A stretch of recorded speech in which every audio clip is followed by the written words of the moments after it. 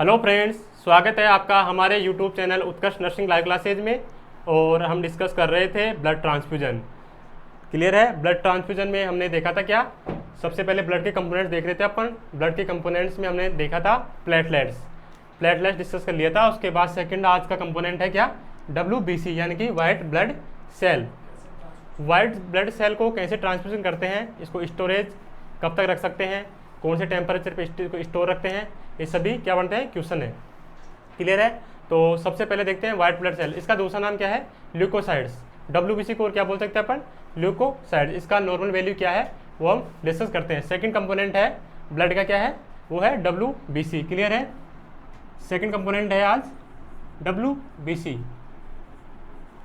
WBC को full form है white blood cell, white blood cells. Clear है। WBC को क्या बोल सकते हैं अपन, ल्यूकोसाइट। इसको क्या बोल सकते हैं, ल्यूकोसाइट्स। क्लियर है। WBC का अदर नेम क्या है, ल्यूकोसाइट। सेकंड बात करें हम इसकी, जो इसका WBC का जो नॉर्मल वैल्यू है, WBC का नॉर्मल वैल्यू वो कितना है, इसका नॉर्मल वैल्यू है 4000 to 11,000 पर क्यूब mm। क्या है, 4000 to 11,000 क्यूब पर क्यूब mm। क्लियर है। WBC का सेकंड नेम है ल्यूकोसाइट। इसका नॉर्मल वैल्यू कितना है, 4000 to 11,000 पर क्यूब mm। क्लियर है यहाँ तक। इसके बाद बात करें कि जो फंक्शन है, जो WBC का फंक्शन है वो क्या है। जो WBC है वो क्या करती है, बॉडी में अपनी जो इन्फेक्शन है, जो बॉडी में इन्फेक्शन होता है, कोई भी फॉरेन पार्टिकल है, इन्फेक्शन एजेंट है, अगर बॉडी के अंदर जाता है तो क्या करता है, सबसे पहले जो न्यूट्रोफिल्स, जो WBC है, जो न्यूट्रोफिल्स है वो क्या करती है, जो अपना इन्फेक्शन एजेंट है उस पर अटैक करती है। क्या करती है, अटैक करती है और उसको मतलब उसको रिमूव करती है बॉडी से। तो सबसे पहले कौन सी वो आती है, न्यूट्रोफिल्स। क्लियर है। तो देख, सबसे पहले फंक्शन देख लेते हैं इसका, WBC का फंक्शन। इसका फंक्शन क्या होता है, एक तो जो अपना इन्फेक्शन होता है इसको क्या करता है, कंट्रोल करता है, कंट्रोल द इन्फेक्शन। क्लियर है। इन्फेक्शन को कंट्रोल करती है। सेकंड बात करें WBC की, तो क्या करती है, अपनी इम्यूनिटी को इंप्रूव करती है। अगर अपनी बॉडी में WBC अच्छी मात्रा में होंगी तो क्या करेगी, बॉडी की जो इम्यूनिटी होगी वो क्या होगी, अच्छी होगी। तो क्या करती है, increase immunity of body. Clear है। हमने बताया अभी कि जो WBC की जो नॉर्मल वैल्यू है कितना, 4000 to 11,000 पर क्यूब mm। अगर बॉडी में इन्फेक्शन हो जाएगा, बॉडी में अगर इन्फेक्शन हो जाएगा तो क्या होगा, WBC की जो वैल्यू है वो क्या हो जाएगी, इंक्रीज हो जाएगी। क्लियर है। तो इसके फंक्शन थे WBC के, कंट्रोल द इन्फेक्शन। अगर बॉडी में WBC प्रॉपर मात्रा में होगी तो इन्फेक्शन होने के चांस कम होते हैं और वो इम्यूनिटी को इम्प्रूव करती है। क्लियर है। उसके बाद देखते हैं जो स्टेप है, जो WBC वो कैसे वर्क करती है। जो अगर कोई फॉरेन पार्टिकल है, कोई इन्फेक्शन एजेंट अगर अपनी बॉडी के अंदर एंटर करता है तो जो WBC है उसका मतलब रोल क्या है। तो जो इसकी स्टेप देखते हैं, स्टेप्स। सबसे पहले है, जो अपना कोई फॉरेन इन्फेक्शन पार्टिकल है अगर बॉडी में एंट्री करता है तो क्या होगा, जो सबसे पहले जो न्यूट्रोफिल्स है, आपको पता है जो WBC है जो सबसे ज़्यादा मात्रा में कौन सी होती है, न्यूट्रोफिल्स। जो आपको एनाटॉमी में बता दिया गया है जैसे ने, इंपॉर्टेंट क्वेश्चन है, सबसे ज़्यादा WBC कौन सी होती है, न्यूट्रोफिल्स। जो आप हमारी एनाटॉमी क्लास देख सकते हैं। क्लियर है। तो अगर बॉडी में क्या हुआ, कोई भी इन्फेक्शन एजेंट एंटर करता है तो सबसे पहले न्यूट्रोफिल्स अटैक करता है इस पर, उसको उसके अगेंस्ट क्या करता है, वर्क करता है, उसको निकालने की कोशिश करता है। क्लियर है। देन उसके बाद में क्या होगा, वो गया अगेंस्ट गया क्या, WBC। देन उसके बाद क्या होगा, जो अगर न्यूट्रोफिल्स का नॉर्मल वैल्यू कितना होता है, न्यूट्रोफिल्स का नॉर्मल वैल्यू कितना होता है, 50 to 70%।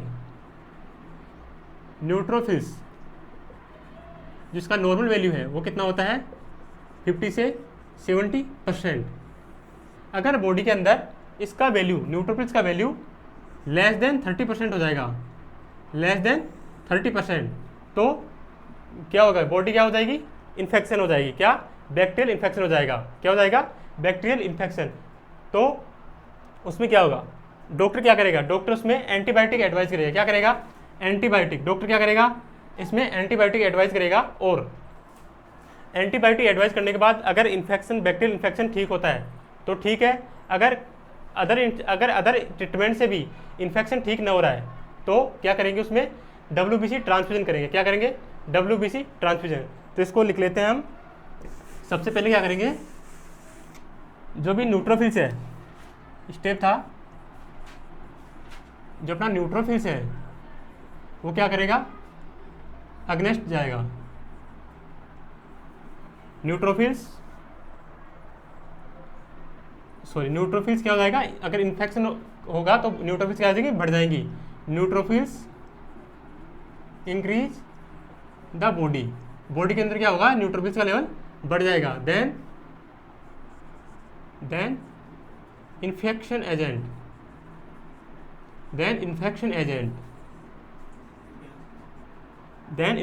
Agent are enter. अगर बॉडी के अंदर कोई इन्फेक्शन एजेंट एंटर हो जाएगा तो जो न्यूट्रोफिल्स का लेवल क्या हो जाएगा? इंक्रीज हो जाएगा। क्लियर है? देन उसके बाद मैंने बताया आपको कि जो न्यूट्रोफिल्स का नॉर्मल वैल्यू है कितना बताया? 52, कितना बताया? 52-70%। क्लियर है? और अगर ये लेस देन 30% हो जाएगा तो क्या हो जाएगा? बॉडी में इन्फेक्शन हो जाएगा। तो अगर देन न्यूट्रोफिल्स लेवल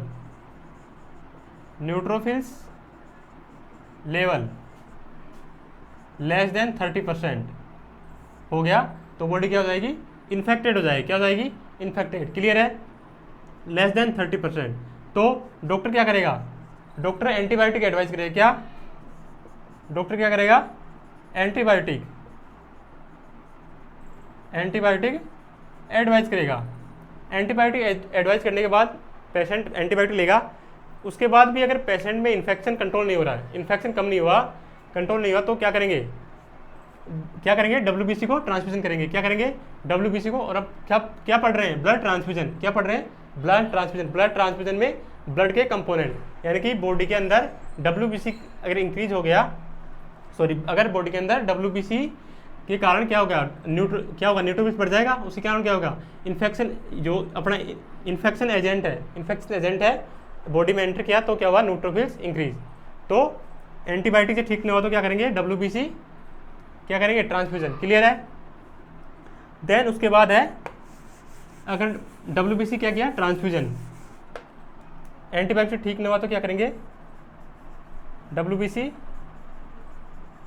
ट्रांसफ्यूजन करेंगे। क्लियर है? WBC transfusion. नेक्स्ट देखिए, जो RBC का जो WBC है उसका जो लाइफ स्पेन है, यानी कि इसको स्टोर कितने टाइम तक रखते हैं, तो वो है 30 डेज। जो WBC का स्टोरेज है, WBC स्टोरेज टाइम वो कितना है? 13 डेज। 13 डेज तक क्या करेंगे अपन? WBC को स्टोर करके रखेंगे। क्लियर है? नेक्स्ट उसके बाद आता है जो WBC का जो 1 यूनिट में जो ml आता है वो कितना होता है?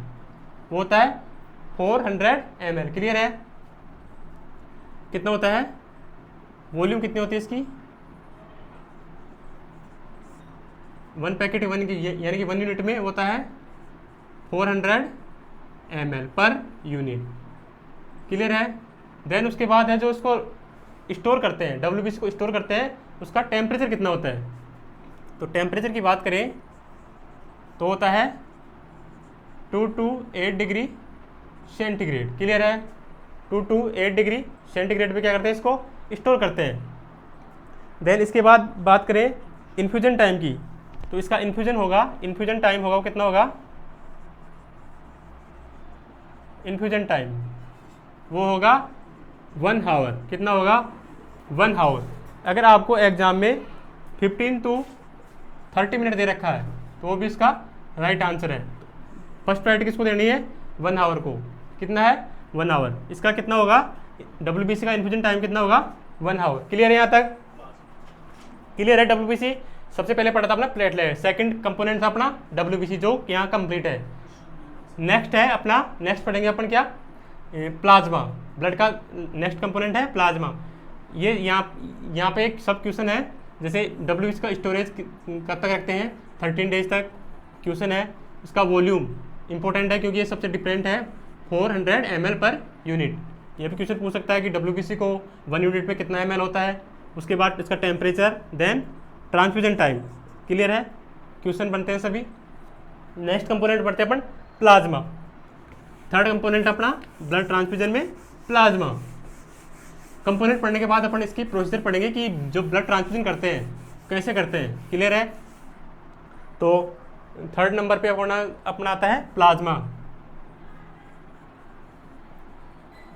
थर्ड कंपोनेंट है प्लाज्मा। क्लियर है, अब प्लाज्मा की बात करें तो प्लाज्मा कौन से कलर का होता है। सबसे पहले होता है प्लाज्मा होता क्या है, अपना जो ब्लड होता है, क्या होता है, ब्लड। क्लियर है, इस ब्लड में क्या होती है, ब्लड सेल्स। क्या पाई जाती हैं ब्लड में, ब्लड सेल। जैसे अपनी क्या है, ब्लड सेल्स कौन सी होगी, RBC। कौन सी होगी, RBC। देन WBC, उसके बाद प्लेटलेट्स। क्लियर है, जो कि अपन ने प्लेटलेट्स एंड WBC पढ़ ली। प्लेटलेट्स एंड WBC पढ़ चुके हैं हम, और अब क्या पढ़ेंगे इसके बाद RBC। RBC किसके साथ पढ़ेंगे अपन, होल ब्लड के साथ, क्योंकि ये रिलेटेड है होल ब्लड से। होल ब्लड एंड RBC का जो ट्रांसफ्यूजन है वो लगभग सेम है, तो इसको हम होल ब्लड के साथ पढ़ेंगे। और WBC एंड प्लेटलेट्स अपन ने पढ़ चुकी है। क्लियर है, उसके बाद ब्लड में क्या बचता है, सेकंड पार्ट प्लाज्मा। क्या बचता है, प्लाज्मा, जो हम पढ़ने वाले हैं। क्लियर है, जो अपनी सेल्स है, क्या है, सेल्स, वो कितनी परसेंट पाई जाती है, 45%। टोटल ब्लड की जो सेल्स है, सेल्स में कौन सी थी, RBC, WBC, देन प्लेटलेट्स, ये कितनी है, 45%। क्लियर है, उसके बाद आता है प्लाज्मा। प्लाज्मा कितना पाया जाता है, 55%। टोटल ब्लड का कितना होता है, 55%। अब प्लाज्मा की बात करें तो प्लाज्मा को डिवाइड करते हैं 2 टाइप से। फर्स्ट आता है इसमें कितना, जो 91% है, क्या प्लाज्मा में जो 91% है वो क्या पाया जाता है, वाटर। क्या पाया जाता है, वाटर प्लाज्मा में। क्लियर है, रिमेनिंग पार्ट है 9%। क्या है, 9%। क्लियर, 9% में क्या पाए जाते हैं अपने, 91% वाटर और 9% सॉलिड। क्या पाए जाते हैं, सॉलिड। क्लियर, अब 9% को भी अपन सॉलिड को भी 2 टाइप से डिवाइड करते हैं। फर्स्ट आता अपना 8% पार्ट। 8% में क्या क्या आते हैं, सबसे पहले आता अपना क्या, क्लोटिंग फैक्टर। क्या आते हैं, ऑल क्लोटिंग फैक्टर। क्या, ऑल क्लोटिंग फैक्टर। मैं शॉर्ट में लिख रहा हूँ, आप नोट्स में लिख लेना, ऑल क्लोटिंग फैक्टर। क्लियर है, उसके बाद आते हैं जो भी प्रोटीन अपनी कितनी क्या है, प्रोटीन्स। क्या है, प्रोटीन्स, वो भी किस में आती है, सॉलिड के इसके 8% पार्ट में। क्लियर है, इसमें बाकी आते हैं एंजाइम है, हार्मोन है, ये सब किस में पाए जाते हैं, 8% में। क्लियर है, उसके बाद रिमेनिंग पोर्शन बढ़ता है 1%। क्या आता है, 1%। इसमें क्या आता है, जो भी मिनरल्स है, क्या है, मिनरल्स है, वो किस में पाए जाते हैं, 1% में। यहाँ तक क्लियर है। अपना ब्लड था, ब्लड में अपने सेल्स पढ़ी, RBC, WBC, प्लेटलेट्स। क्लियर है, वो कितना था ब्लड का टोटल, 45%। बचा रिमेनिंग प्लाज्मा, कितना है, 55%। क्लियर, प्लाज्मा को अपन डिवाइड किया, 91% क्या होता है इसमें, वाटर, और 9% सॉलिड। सॉलिड में 8% था clotting factor, protein, enzyme, hormones वगैरह, और 1% है मिनरल्स। क्लियर है यहाँ तक। अब ये जिसमें क्या है, जो प्लाज्मा है वो कौन से कलर का होता है, एक्स्ट्रा कलर का। कौन से कलर का होता है, एक्स्ट्रा कलर का होता है। क्या होता है, एक्स्ट्रा कलर का। और जो अपना जो प्लाज्मा है, सॉरी, जो अपना ये प्लाज्मा है, ये कितना है, बॉडी का 5%। कितना है बॉडी का, 5%। इसको ऊपर समझाता हूँ मैं। जो प्लाज्मा है, जो अपना बॉडी का कितना है, 5%। कितना पाया जाता है, 5%। अब बात करें अपन जो प्लाज्मा की वैल्यू है, एग्जाम क्वेश्चन पूछता है कि प्लाज्मा की वैल्यू कितनी है।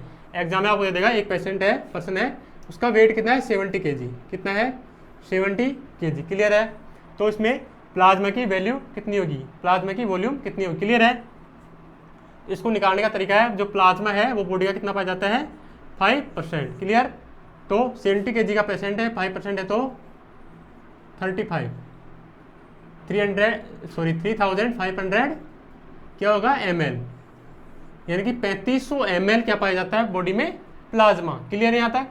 क्वेश्चन पूछ लेता है एग्जाम में कि प्लाज्मा की वॉल्यूम कितनी होती है, तो निकालने का तरीका बता दिया कि टोटल बॉडी का 5% वेट आपको देगा, तो निकाल लेंगे कितना हो जाएगा 3500 ml। क्लियर है? नेक्स्ट यहाँ तक क्लियर है आपका प्लाज्मा। तो अब बात करें, अगर प्लाज्मा ट्रांसफ्यूजन करना, अपने को क्या करना है बॉडी में प्लाज्मा ट्रांसफ्यूजन करना है। क्यों प्लाज्मा ट्रांसफ्यूजन कब करेंगे? आपको पता है जो प्लाज्मा है इसमें क्या है 91% तो क्या है वाटर, यानी कि अपने बॉडी में वॉल्यूम कम होगा तो क्या करेंगे अपन, क्या करेंगे प्लाज्मा ट्रांसफ्यूजन करेंगे, क्योंकि अपने को पता है जो प्लाज्मा में है वो क्या है 91% तो किससे बना हुआ है ये वाटर से। तो इसकी इंडिकेशन क्या है? फर्स्ट पेशेंट है जो हाइपोवॉल्यूमिक पेशेंट है, हाइपोवॉल्यूम जिसमें वॉल्यूम कम है, ब्लड का वॉल्यूम कम है, उसमें क्या करेंगे अपन प्लाज्मा ट्रांसफ्यूजन करेंगे। तो फर्स्ट इंडिकेशन तो अपने पास आ गया निकल के, हाइपोवॉल्यूमिक पेशेंट, हाइपोवॉलीमिया। अगर हाइपोवॉलीमिया का कोई पर्सन है तो उसमें क्या करेंगे अपन प्लाज्मा का ट्रांसफ्यूजन। क्लियर है? सेकंड बात करें अपन, मैं इसको इधर से मिटा देता हूँ। सेकंड इंडिकेशन की बात करें तो इसमें और क्या है, कोई अगर पर्सन है उसमें क्या है क्लोटिंग फैक्टर की कमी है, क्या है डिफिशियंसी ऑफ क्लोटिंग फैक्टर, क्या है deficiency of clotting factor. Clear है? अगर कोई पर्सन है पेशेंट है उसके अंदर क्लोटिंग फैक्टर की कमी है तो भी क्या करेंगे प्लाज्मा ट्रांसफ्यूजन। क्यों? क्योंकि हमारे को पता है कि जो प्लाज्मा है इसमें क्या पाया जाता है 9% में क्या पाया जाता है ऑल क्लोटिंग फैक्टर। क्लियर है? तो क्लोटिंग फैक्टर को अपन क्लोटिंग फैक्टर इंट्रोड्यूस करने के लिए क्या करेंगे प्लाज्मा इंट्रोड्यूस करेंगे। क्लियर है? प्लाज्मा ट्रांसफ्यूजन करेंगे। क्लियर? नेक्स्ट बात करें अपन प्रोटीन डिफिशियंसी। कोई पेशेंट है जिसके अंदर प्रोटीन का डिफिशियंसी है, क्या है protein deficiency of protein. Like जैसे कोई किसका पेशेंट है बर्न का एग्जांपल, कोई बर्न पेशेंट है, क्या है बर्न पेशेंट है, तो बर्न पेशेंट में क्या होगा जो प्रोटीन है वो क्या हो जाएगी डिक्रीज हो जाएगी, तो उसकी वजह से क्या होगा पेशेंट में एडिमा देखने को मिल जाएगा। क्या मिलेगा? एडिमा देखने को मिलेगा अगर प्रोटीन की कमी होगी। अब इसमें क्या है जो एल्बुमिन अपना प्रोटीन है, क्या है एल्बुमिन, वो क्या करता है ऑनकोटिक प्रेशर को मेंटेन करता है। एल्बुमिन क्या करता है ऑनकोटिक प्रेशर को क्या करता है मेंटेन करता है। क्लियर है? तो बर्न में क्या होगा प्रोटीन कमी हो जाएगी और ऑनकोटिक प्रेशर मेंटेन नहीं हो पाएगा, इसकी वजह से क्या होता है बर्न के पेशेंट में एडिमा देखने को मिलता है। ये सब आपको जो एना फिजियो है वो अजय सर ने बताया है, जो भी अपना ब्लड का जो एना फिजियो का लेक्चर है उसमें आप देख सकते हैं, जाके विजिट कर सकते हैं।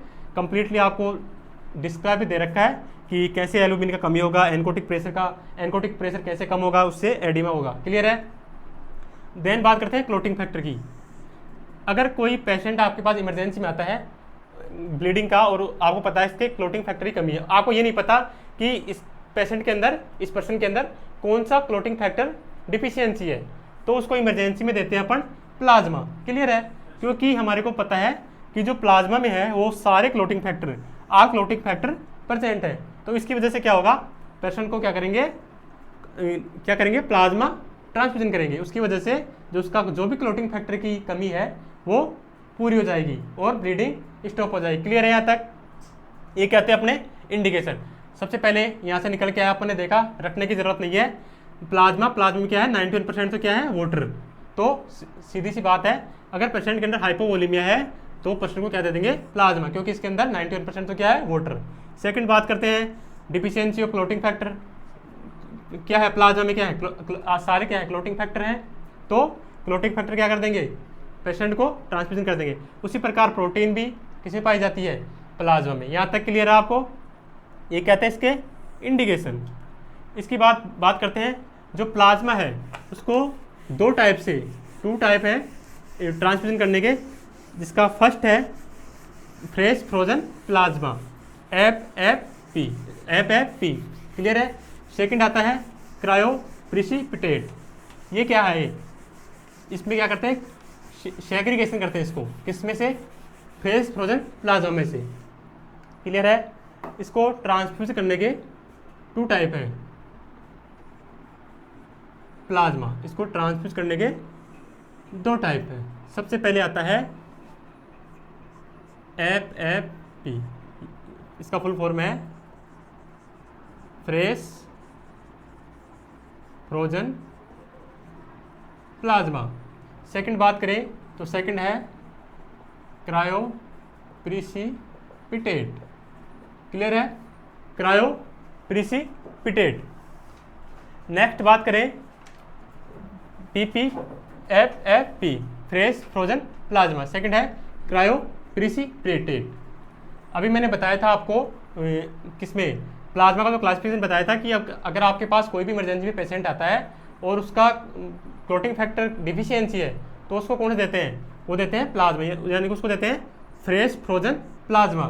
क्लियर है, कोई भी पेशेंट आए जिसमें प्रोटीन फैक्टर की डिफिशियंसी है तो उसको क्या देंगे, FFP, यानी कि जो इमरजेंसी में यूज करते हैं, जो इमरजेंसी में जो प्लाज्मा यूज करते हैं क्लोटिंग फैक्टर के लिए, वो कौन सा यूज करते हैं, FFP, इमरजेंसी यूज। वो कौन सा है, फ्रेश फ्रोजन प्लाज्मा। क्लियर, यहाँ तक। बात करते हैं क्रायो प्रिसिपिटेट की। ये क्या है, इसको सेग्रीगेट करते हैं किसमें से, फ्रेश फ्रोजन प्लाज्मा में से। किस में से सेग्रीगेट करते हैं, फ्रेश फ्रोजन प्लाज्मा में से। तो ये क्या है, सेग्रीगेशन किसका, FFP का।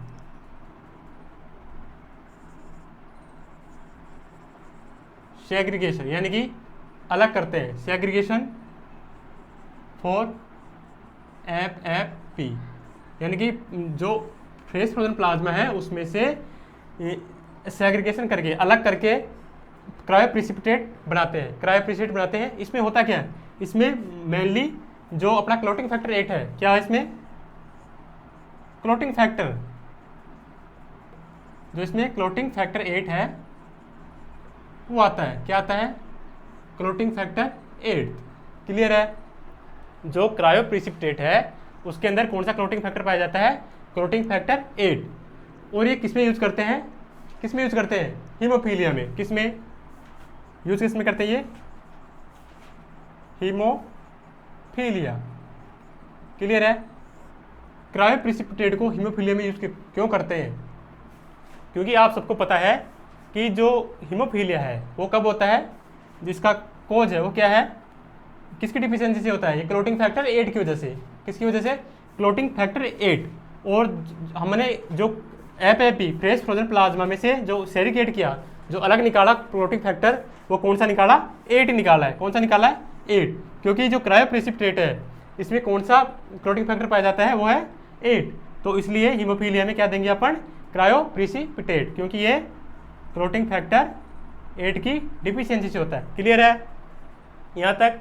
इसके बाद नेक्स्ट बात करें हम कि जो इसका अमाउंट है, जो एक यूनिट में प्लाज्मा कितना होता है, वो होता है 200 से 250, यानी कि 200 to 250 ml per unit. Clear है। फर्स्ट आता है इसका प्लाज्मा वॉल्यूम, वो पाया जाता है 200 to 250 ml per unit. Clear है। नेक्स्ट बात करते हैं टेम्परेचर। जो प्लाज्मा को जो स्टोरेज करते हैं वो कौन से टेम्परेचर पर स्टोर करते हैं, वो है -20 डिग्री सेंटीग्रेड। क्लियर है।